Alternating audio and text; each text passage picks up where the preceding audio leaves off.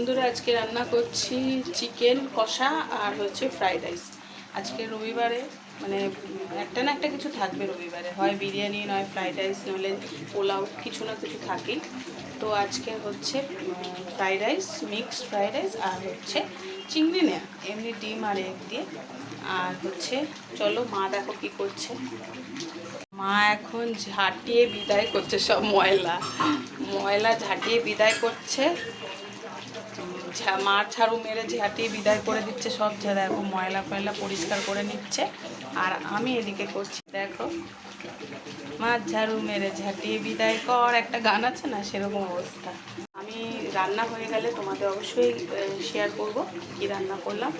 আর আমাদের বুলবুলি পাখিটা, ওর নাম রেখেছি পুচু, পুচুকে খাওয়ালাম, খাই ঠাই দিয়ে এখনও ঘুমাচ্ছে। আর আমি এখন রান্না করছি। চলো তোমাদের পুচুকে একটু দেখিয়ে দিই।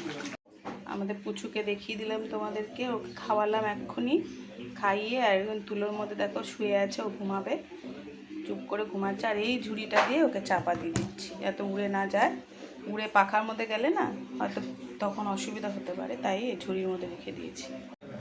তো দেখে নাও, এখানে হচ্ছে ফ্রাইড রাইস আর এই যে মাংস কষা, আর এখানে দেখো কড়ার মধ্যে মাংস কষা, আর এখানে হচ্ছে fried rice, mixed fried rice.